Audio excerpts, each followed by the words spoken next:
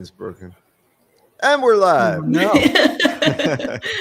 All right. Hello, everyone. Good morning. My name is Jonathan Levin. I'm a columnist with Bloomberg Opinion. I'm here with Catherine Ann Edwards, a labor economist, independent policy consultant, and co-host of the Optimist Economy podcast. Also here, Justin Fox. He's a Bloomberg Opinion columnist and author of The Myth of the Rational Market.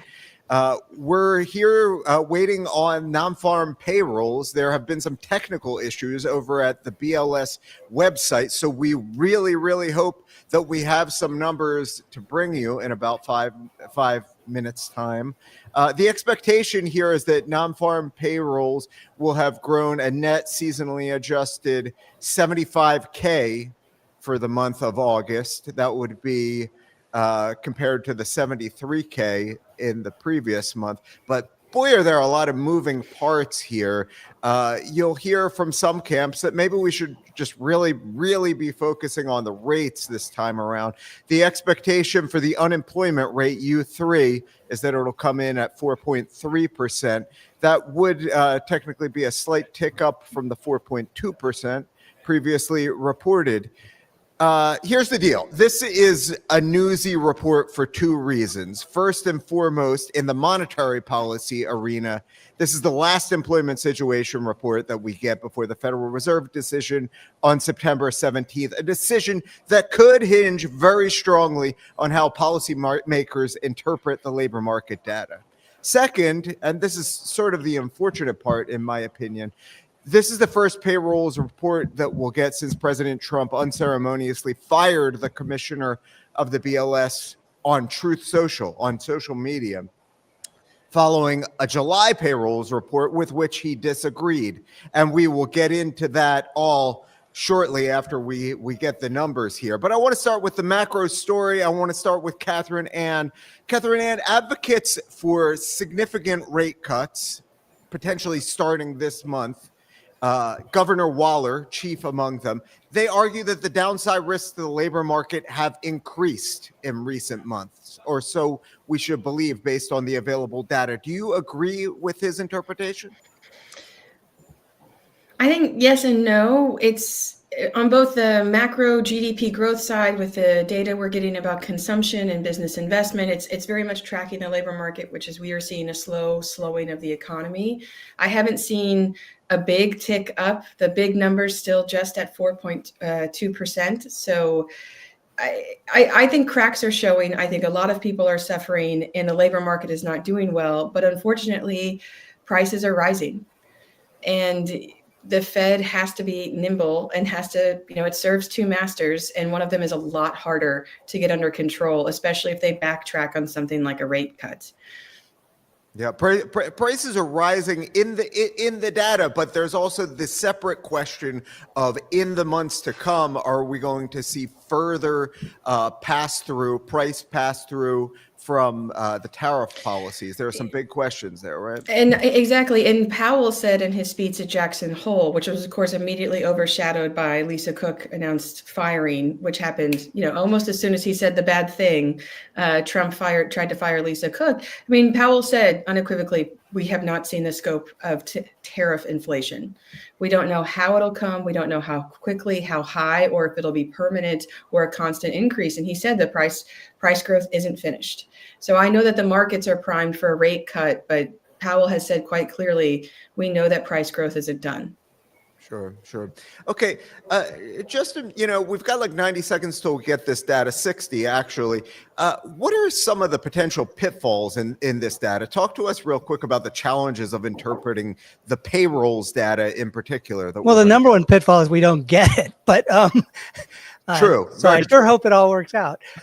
I mean, in the payrolls data, basically it's gotten so it looks like the monthly gains are small enough that they could be growing. They could maybe be shrinking a little. Who knows? It's sort of on the edge. And that kind of goes along with, well, we must be about ready to go live, right? I don't want to keep talking through it. I'll cut you off. Okay. Well, it just sort of, it kind of fits with this view that the labor force may be shrinking because of people either being deported or just sort of avoiding public spaces so they don't get people with masks coming and picking them up. And so the unemployment rate hasn't moved much, but monthly job creation. All right, is slowing down a let lot. me jump in here. Here's the news. Ooh, yeah, Okay, that's change in slow. non-farm payrolls comes in at 22K. The survey expectation was for 75K. Your 2-month payroll net revision is a negative 21K. Remember that revisions were the big story last time. Right. The unemployment rate comes in at 4.3%. That is a tick up from a prior 4.2%, but it matches the expectation in the survey. So 22K is your change in non-farm payrolls for the month of August. By the way, 38K of that was private payrolls. Justin, I did rudely cut you off. I want to give you a chance to finish, but first, let's get some snap reactions here. So this comes in a little soft. Should we make a big deal out of this, or is this not so soft as to say the labor market is really a lot weaker than people were expecting? What do you think? I think we should definitely fire another BLS commissioner. Yeah, is that an option here? I don't know. I think we're on an interim basis. So we're on an interim basis. Yeah. We're on an interim basis. Yeah, this is a small number. This is not a thriving labor market. Even the natural jumps between month to month, even the kind of seasonality that ends up leading to a lot of quirks and what we see in the monthly data. This is not a good number. And I think there's no way to describe this other than a weak report. Based on that number, I would want to dig into the household side. But 22 is, I think that pulls down the 3-month average. It must pull it down to. It's 29K. 29K? Yeah, exactly.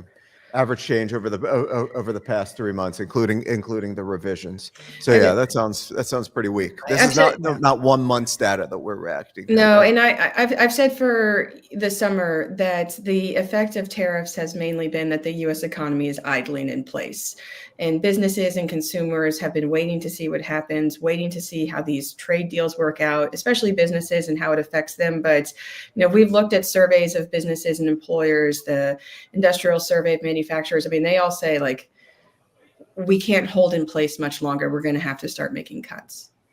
Yeah. Okay. So Justin, I rudely cut you off as you were making a very nuanced case. So finish that up and tell us how that case dovetails with how we should be interpreting this data right here, right now. Yeah, what I was saying sounds about right, that we're right on, at least in payrolls, right on the edge of either, like Catherine Ann said, idling, either growing a little or shrinking a little. It's not like this sudden big shock or turnaround, but I think with the revisions we've had, and then maybe with next week, we'll get the annual benchmark revision, although that really has no real bearing on what's been going on in the last few months, but that may revise things down a little more in terms of the overall number. It's just, and it makes total sense. It's beyond just the fact of the tariffs. It's the uncertainty about them and just the sort of extreme kind of scattershot nature of economic policy making we've had over the last few months. I think just a lot of people are sort of waiting for things to be clearer. I'm not a big Fed watcher. That's more you guys, but it does seem, and Trump is totally contradictory about this. He gets mad when the payrolls get revised down, then he gets mad when the Fed doesn't want to get cut. You got pretty low payroll. The Fed will feel a little more comfortable with cutting now, I would assume, because it's so clearly, at least in terms of the job market, that's unlikely to be driving any inflation. Other things might be. Yeah. But there is, of course, we mentioned earlier the big, wrench in trying to interpret this on face value is that we are, he's also pursuing a policy to actively shrink the labor force through deportation. And we've had economists who have been trying to predict what the monthly target is now. I think a lot of people don't realize that if we were to stop immigration in the United States tomorrow, our population would immediately decline. If you were to look at the growth of the prime age working populations this century, there are some years in which all of the growth can be attributed to immigration, but in every year, most of the growth is attributed to immigration. Our labor force growth is a story of immigration, and if you attack that, that means we are shrinking the growth in our labor force, which means this number of 22,000, it could very well be that's just the number we needed. Right. It's not labor market strength. It's just a function of the fact that we are getting rid of people, specifically a set of people who are the source of growth. So, to me, it looks like a weak report, but this is a new era, and one in which we are, actively attacking part of our workforce. So 22,000, that could be fine. Yeah. Just to put some numbers on it, I had pulled out some what I think are very credible estimates from top-notch economists of what is the break-even rate going into this, and I saw a range of 34K to 84K. So if you're looking at something in the 20s and you take that at face value, that's a little bit below break even, but a little bit, and as we know, the confidence intervals on these numbers, as Justin has taught us, these are large confidence intervals.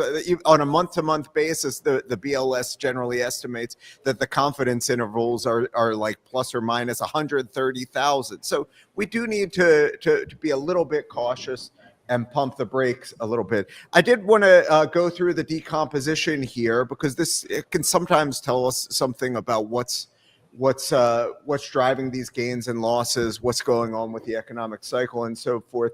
I do want to underscore that of the 22,000 jobs that were added to non-farm payrolls in the month of August, you see a lot of categories in the red here. So manufacturing shed jobs, construction shed jobs, mining and logging shed jobs. Scrolling down a little bit, information, financial activities, professional and business services shed jobs. What are the areas in the green contributing? You've got education and health services. We've talked a lot about that in the past. It's not a particularly cyclical area of the labor force. Leisure and hospitality, we do have contributing, and other services contributing positively. Government, by the way, shedding 16,000 jobs. That is somewhat interesting as well. Catherine Ann, we were talking beforehand about employment population ratio. So shall we go through EPOP a little bit? What would you like to see? 25 to 54? Yes, please. All right, let's get this up. Hopefully, yeah. Here we go. All right. So what that means? Let me zoom in a little bit so people can see the near-term trend line. Okay, so we've got some volatility in recent months. And I actually don't have this populating yet for August. So, I just pulled it up. I believe that the EPOPs it stayed within a decimal point. One of the reasons why I look at EPOPs is that a lot of people will tell you they have there's a dissatisfaction with the unemployment rate because it has stayed so low, right? Even now it's still at 4.3 despite this tick up. Now the underemployment rate, which includes people who are marginally attached to the workforce and part-time for economic reasons, that went up to 8.1. But when the economy really dips into a recession or is entering recession territory, you also start to see it in EPOPs, which is, basically taking the discouraged workers and people who have left the labor force and expressing it, trying not to categorize the people by their various kind of state of unemployment and just looking at the raw employment figures as a share of the population. That one would start to tilt further down, kind of in recession territory. So the flatness of EPOPs over the past 6 months, I think to me has been rather heartening to the labor market strength. the unemployment rate and the underemployment rate, I mean, they try their hardest to find labor market weakness and express that, but sometimes the simplest is the easiest to interpret. We still have roughly the same share of workers employed as the total population. Okay. All right. I got you. Justin, I do want to. I feel that we have to address sort of the elephant in the room, which is data integrity. I think it's kind of unfortunate because the BLS and the BEA are sort of the gold standards in statistics around the world, really, but it's become a political issue. Of course, as I said at the outset, President Trump unceremoniously firing the commissioner of the BLS after the last report and raising sort of some wild accusations about her on the one hand and about things that he thought were wrong with the way the BLS does the jobs data. I think, like, if you go back to the original Truth Social tweet, I think it's very evident that it was the premise of the thing was just based on a clear misunderstanding of the way many of these things actually work. But is there a germ of truth in any of that the BLS can maybe find room for improvement in the way that it does its business on a month-to-month basis? So the issue is, and that basically all of sort of Trump supporters and Stephen Myron and others have sort of drawn out of that largely incoherent message that the president wrote, is that, the revisions are too big. And it's like, I did a column yesterday where I just looked back. They have revisions data back to 1979, easily available, the BLS does. And they're not, I mean, they're not huge. They're not record revisions. There have been much bigger ones. But there is sort of a weird trend lately of the revisions tending to be negative, which sort of is interesting. And I don't know what that means. And the issue with the current employment survey that they do every month is that it's a much more complete survey than the current population survey that is what we get the unemployment rate from. It's a really high percentage of the jobs in the country are actually directly covered by that survey. But there's always this issue with signing up new employers as they start up, as new businesses start up, and trying to figure out what the balance is between the people going out of business and the people coming into business. And basically during normal times, it's pretty easy to estimate. And definitely around economic turning points, it's always harder. And also maybe just a lot of things have changed and they're struggling with response rates, although it's sort of different with the establishment survey, the business survey, than with the household survey. Basically with the establishment survey, once they've got people signed up, the sort of percentage who are eventually reporting their numbers is pretty much as high as ever. It's in the 90s. It's just people are being a little slower about reporting, and it's been much more of a struggle since the pandemic to sign up new employers. And I don't know how much of that is people being suspicious of government survey takers.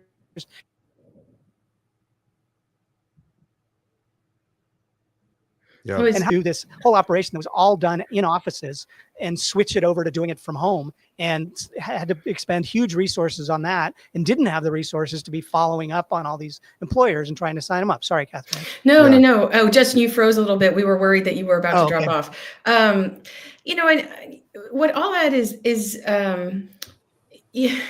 there's one thing to see a problem, and there's another thing to identify the source of the problem correctly.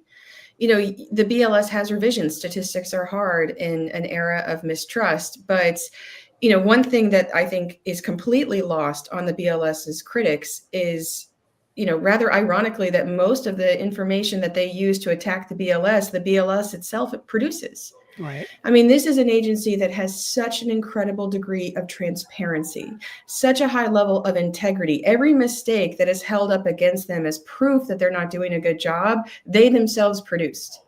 So I think it's so two-faced to say, like, can you believe these revisions? This is their bad job. And it's like, okay, so you don't like the data when they produce it, but when they produce data that says, here's the mistake, that mistake is reliable, but the data itself isn't. I mean, it's very much cherry picking the production of the BLS and taking the parts that you like to see and say, oh, they messed up, so the unemployment rate is wrong, and that is what I will pick, not realizing that they all come from the same place, following the same principles, which is a high degree of transparency, integrity, and public accountability.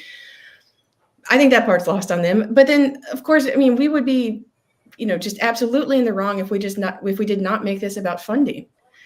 I mean, this is an agency that has seen its funding cut in real terms over the past 15 years. The economy is bigger, the challenges are greater. The pandemic was so difficult for the statistical agencies. Cut by 18% in real Yeah, terms. and not a small cut. I mean, basically, the BLS has never recovered from sequestration, way back in 2012.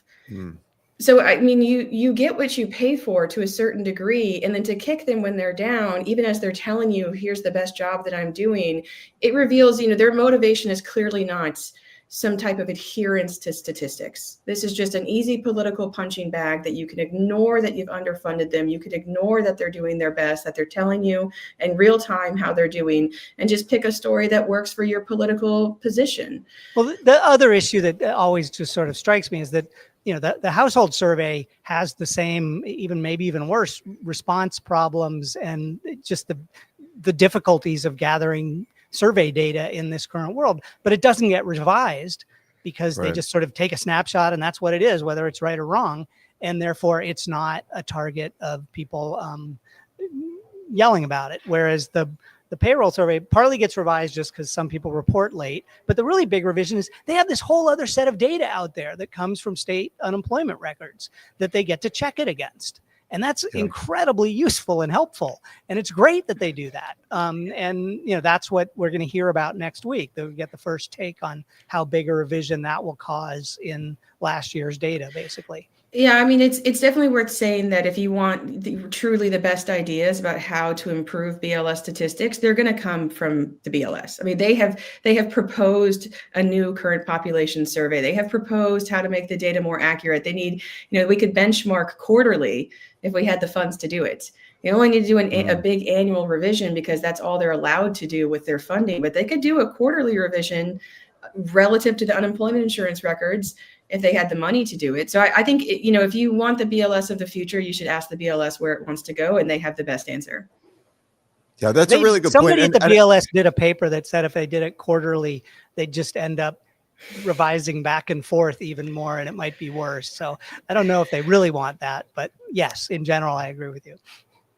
I would say too, like, we have to be really careful. I mean, it's quite clear that this is not a good faith criticism out of the administration because, like, what have they proposed? They want to put an extreme partisan economist in place of Erica McIntyre. For if you were really concerned about data integrity, there are a lot of wonderful economists and statisticians you could bring into the fold, but E.J. Antoni is not that person, to be quite frank about it. I mean, I think this goes back to, this jobs report we're looking at, and what is the source of weakness in the economy, and to what degree are we seeing it? I think the other, problem with the data right now is that we want to have decisiveness. We want to know up or down, like recession or not, prices. We want to have this tangible feeling of, okay, and now we know what's happening in the economy. And it's easy to blame statistics for what is in fact just a very muddled time in the economy. Right? People, we don't know how they're responding to tariffs. Their response to tariffs is not complete. People, every business owner who is affected by tariffs will tell you they've been trying multiple things to prevent prices from going up, to prevent layoffs. And I think we're looking for certainty in the data when really we're really looking for certainty in the economy, and the data is just reflecting the uncertainty that we all see. Right. Speaking of Antoni, I mean, I've said that the problem that he represents truly in terms of the greatest risk to our economy is that Republicans in Congress don't seem to find an issue with what Trump's behavior has been of late. And that's really concerning because should the economy go south, it's on them to pass a relief and macro stabilization passage. Well, the biggest threat would be that we enter a recession and we don't do anything about it because Republicans in Congress aren't allowed to say it doesn't want one. That is categorically the biggest risk of them all. Our economy enters recessions, but we always try to prevent them from being less severe. I don't think we can say that this time. Yeah, and turning back to you, Justin. One point that I sort of took away from your column, and I hope you'll lay it out for folks here, is you should expect, or you can expect, revisions to be potentially large at when the economy is going through a sea change, or when you're at an inflection point in the cycle, right? So there's a sense in which, it just comes with big changes. Is that essentially right, Justin? Yeah, that's right. I guess the question is whether that's what's going on now, or, I mean, the classic case was during the Great Recession in 2008, 2009, basically the birth death model that they use every month to estimate how many jobs are being destroyed and created by new or disappearing businesses, was, in retrospect, clearly inflating the jobs numbers a bit. It didn't miss the actual turning point, the sort of moment when things went from positive to negative. That showed up in the jobs reports that were reported. But as the economy then shrank over subsequent months, they ended up revising the losses to be much, much bigger. So, and that sort of makes sense because basically about half of the payroll report is just coming sort of straight out of the payroll systems of big employers. And if you're going to have a shift in the economy, big employers are probably going to shift from hiring to firing. But then, as you sort of look at the magnitude of the change afterwards, you might miss something that way. So, yeah, I mean, clearly the pandemic was totally unprecedented and there were huge revisions because of it. And I don't think anybody thinks that was a bad on that BLS. And it just, the world is changed. Clearly, people have a different proclivity to respond to surveys than they did before the pandemic. There was sort of this slow decline, and this is not just BLS surveys. This is sort of everything, political polls, everything. There was this slow decline before the pandemic, and then it's sort of this drop off during, and kind of an accelerated decline since. It's global too. Yeah. And actually on the payroll survey, I'll have to look if they've updated it, but the responses have actually been improving over the past year or so. I think they've finally had enough time to catch up a little bit and start figuring out how to pursue people and get them to sign up. Yeah. Yeah. All right. Well, listen, we've got just a few minutes left here, and I want to bring this home. I want to sort of do a little round robin about what this might mean for the Fed going forward here. The market certainly thinks, based on what I'm seeing in bond yields after this number, that the September Fed cut is a done deal after this. You see the yield on the 10-year Treasury note basically stepping down from around 4.16% before this number to about 4.09% on this number. This is a big move, and it's also big because you see some of these yields really sort of breaking out of their previous ranges. Let me put up the 2-year actually, because it's a little bit more indicative of expectations in the monetary policy arena. And you don't have to worry about term premia and that other stuff so much. So, you've now got the 2-year Treasury note dipping down. I believe this is some sort of, yeah. So we are now back to we're back to kind of like late 2022 levels on the 2-year Treasury note. This is a big move, and we have seen a big change in monetary policy expectations really over the past several months. So, Catherine Ann, do you think does the market have it right here, or do you still want to see CPI? What is your read on the outlook, all in, based on what we know today? I think you have to put yourself in the position of what is the relative risk to gain of cutting versus holding. And I think that the business as usual, you cut rates, people are happy, people have more room in their monthly budgets, and they're able to move forward. But is that policy as salient in an era of tariffs? As prices are actively increasing from tariff impositions and import taxes, is a rate cut as effective as it could be in helping the economy? Would one cut be insufficient at boosting the mood and certainty in the economy? And would they have to go further? I think there is a real risk that the monetary policy is somewhat neutralized in this case because of tariffs. And that if you're Jerome Powell, if you're a Fed governor, you think the bigger risk is on the inflation side, and that you don't like what's happening in the labor markets, but the risk of cutting rates and then having to raise them again in order to control price growth is much higher than the risk of not cutting soon enough. Okay. So Catherine Ann is still concerned about those inflation risks out there. If I were a Fed governor, someone would be trying to fire me right now. Don't worry. All right. Well, I would put you on the Fed, Catherine Ann.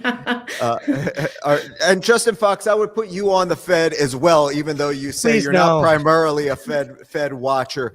How should we make sense of the constellation of data right now? Well, it's funny. I'm just actually focusing on one little thing, which is manufacturing employment, which isn't that big a part of employment overall, but it's a major focus of this administration. And it made this great recovery from the pandemic, and it's been sort of sliding since the middle of 2022. And it continues to slide. If the tariffs were supposed to help manufacturing, it's not happening yet, at least not manufacturing employment. Yeah. Exactly. Ironic and potentially cyclically telling on